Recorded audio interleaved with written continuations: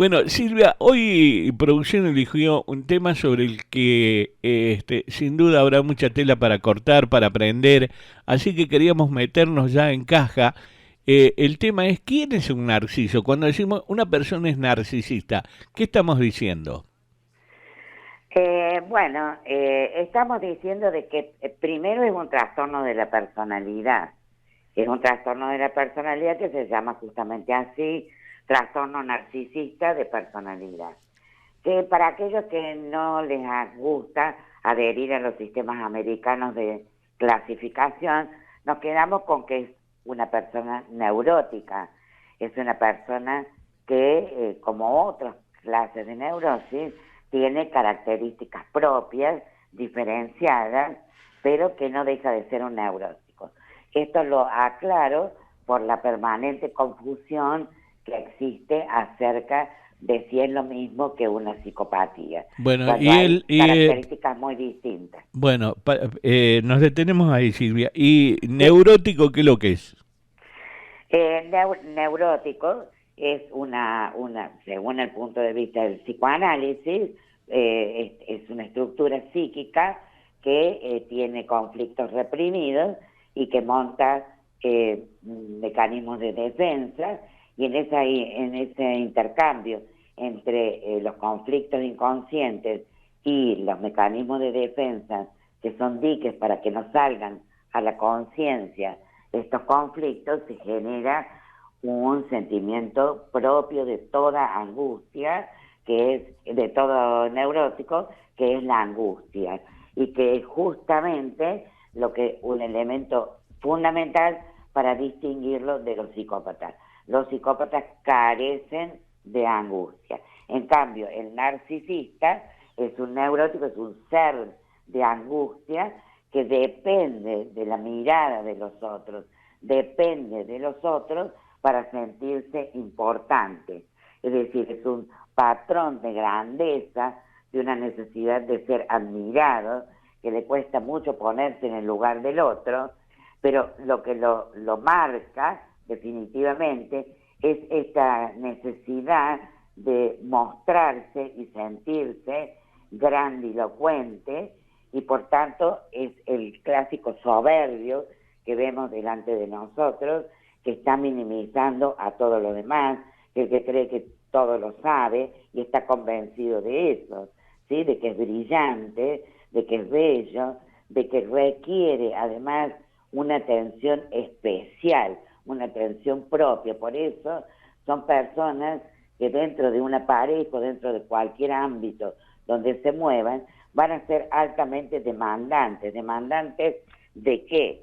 Están pidiendo todo el tiempo ser admirados y ser puestos en ese lugar arriba de todo, por encima de todos, ¿sí? Es decir, tiene esa necesidad excesiva de ser admirados, y así se comporta.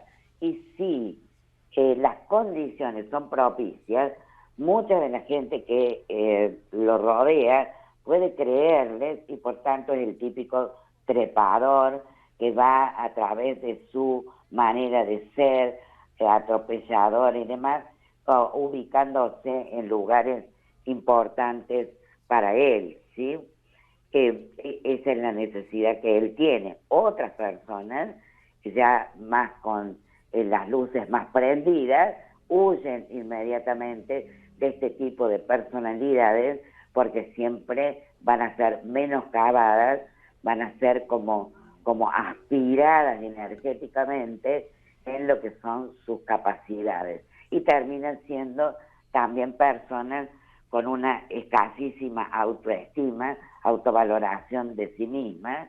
Y lo peor es que este narcisista, con su permanente elocución acerca de su grandiosidad, los hace sentir que ellos son los culpables de ser así, menores, insuficientes, culpables de que las cosas en la pareja o en el ámbito laboral, por ejemplo, no salgan como son. Es decir, son menos. A ver, Sí. doctora, ¿Estas patologías, o no sé cómo llamarle, son consideradas enfermedades?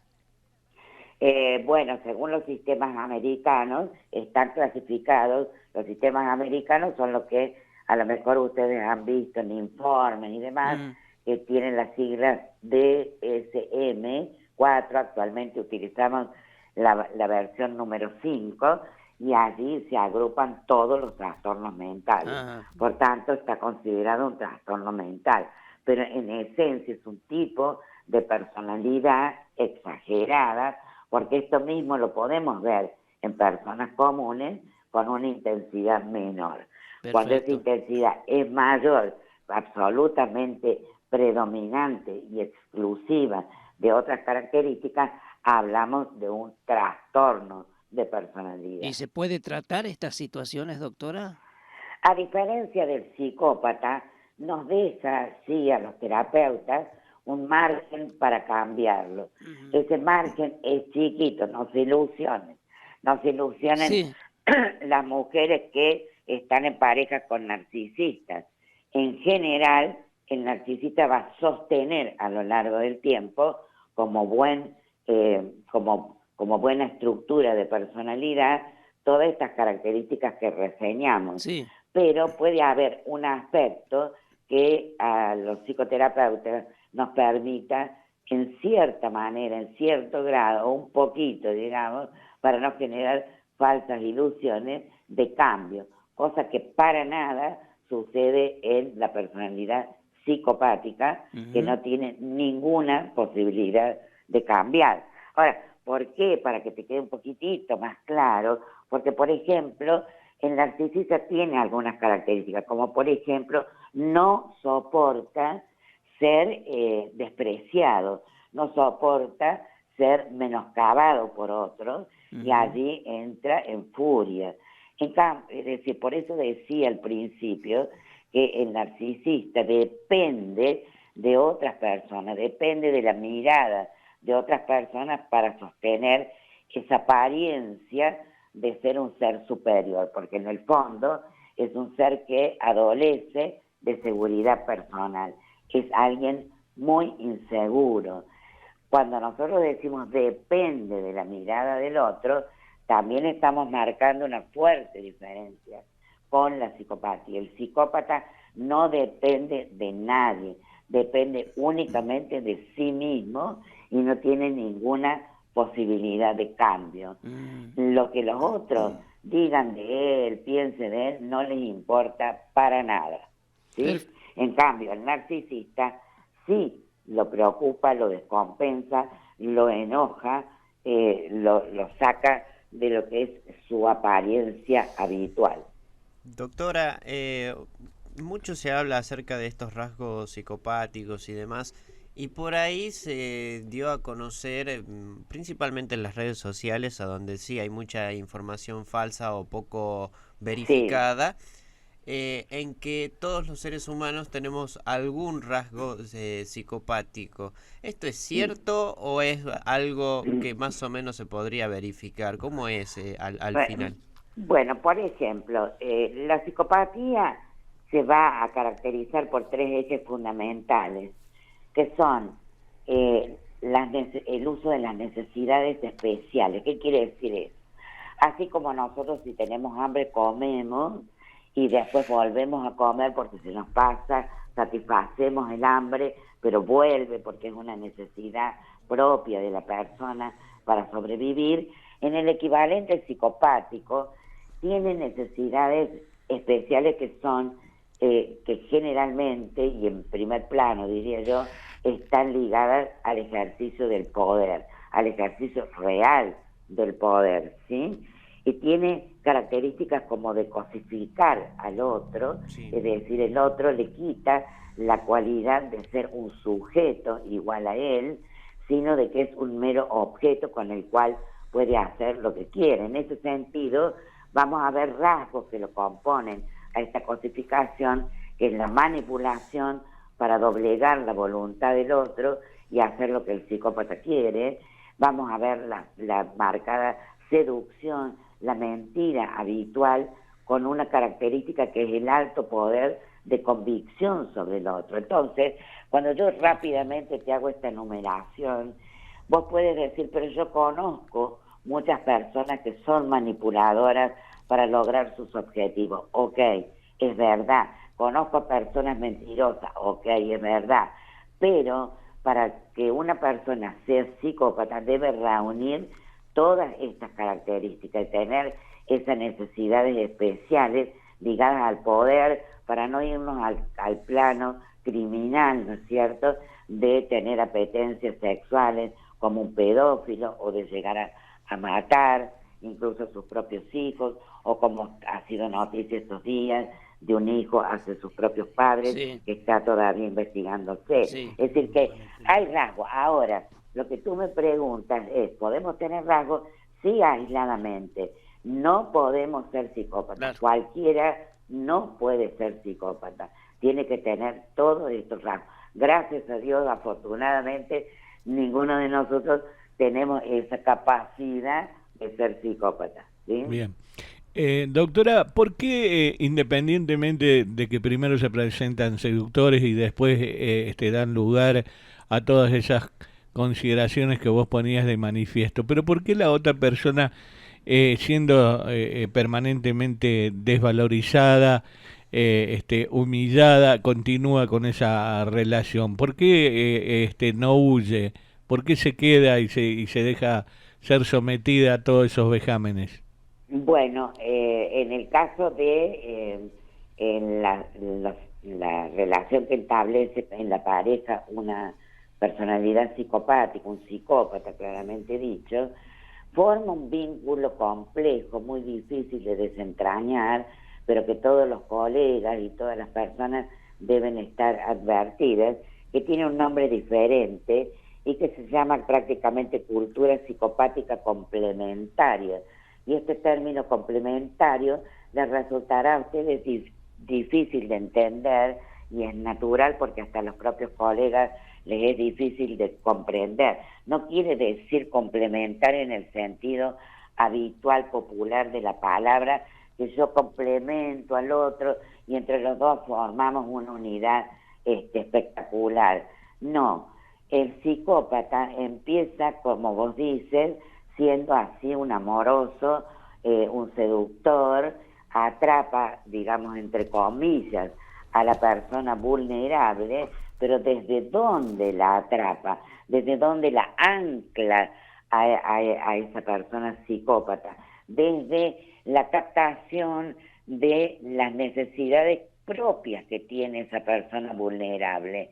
Algo le da el psicópata que satisface esta persona, que por tanto no la denominamos víctima, sino complementaria. Víctima es una mujer que va caminando, un hombre que va caminando y ha sido atacado sorpresivamente por alguien sin tener ninguna participación. Lo que vos me planteas es por qué la complementaria sostiene este vínculo tan tremendo hasta que en algún momento, afortunadamente, hace un clic, huye de esa relación y se separa del psicópata.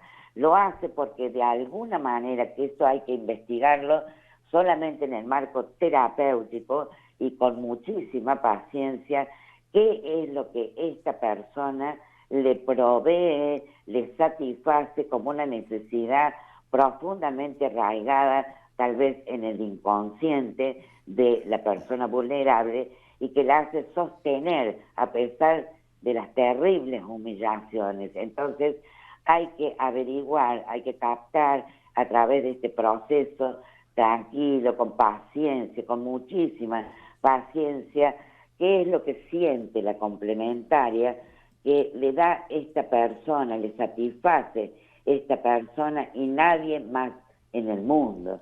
El narcisista, en cambio, es más propicio a formar relaciones del tipo que a ustedes les resultará más familiar, desde el círculo de la violencia, primero amorosos, después, bueno, se muestran con toda esta faceta horrible, luego es perdonado, luego se repite, y así eternamente hasta que la mujer hace un clic y se va definitivamente, afortunadamente. Nada tiene que ver una cosa con la otra, ¿se entiende? Por eso llamamos a uno círculo de la violencia y al otro circuito, círculo, cultura, como quiera llamarlo, psicópata complementario. Bien, una última pregunta de mi parte, doctora, tiene que ver con lo que usted está diciendo. Respecto a un escenario diferente, si no hablemos de víctimas ni de sumisión, sino de aquella persona que se impone ante la personalidad de este narcisista o psicópata, se impone y le hace frente. ¿Cómo se encara esa situación? ¿O no se dan esos casos? No, pierde como en la guerra. Pierde mal. No me digas, única forma, la única forma de correr, yo no te diría de ganarle o de superarlo. Lo puede superar un psicópata aún peor que él, únicamente. Pero nosotros, las personas comunes, la única forma que tenemos de apartarlo es uniéndonos. Claro. Si no nos unimos, vamos directamente a perder mal. Lo que más aconsejamos, sobre todo en el ámbito de familia o en el ámbito laboral, cuando estas relaciones llegan a ser tremendas y aniquilar psíquicamente a la persona, debe huir lo antes posible de esa relación. La otra alternativa es la que te acabo de decir, que tiene más chances, que es la de unirse. La unión puede correrlo, no lo va a hacer desaparecer, porque el psicópata va a seguir siendo toda la vida psicópata. En este ámbito, en el ámbito de la pareja, con los hijos, con los padres, en el trabajo, en la política, en la finanza, va a seguir siendo, va a ir cambiando en todo caso de ámbito de trabajo. Pero sí, por ejemplo, quiero retomar el ámbito laboral, que lastima a tanta gente a través de un jefe psicópata. La única manera es o irse inmediatamente, lo reitero, o unirse entre todos para correrlo, sacarlo de ese lugar, ¿sí? Si no, terminamos sin duda destrozados. Doctora Silvia Martín, especialista en psiquiatría y licenciada en psicología, muchas gracias por este tiempo. Ha sido usted muy gentil, muy amable y ha sido muy placentero escucharla. Que tenga buen día. Buen día y muchísimas gracias a ustedes por la invitación y un saludo a todos. Gracias, muy amable. Gracias. Hasta Adiós. luego. Muy amable.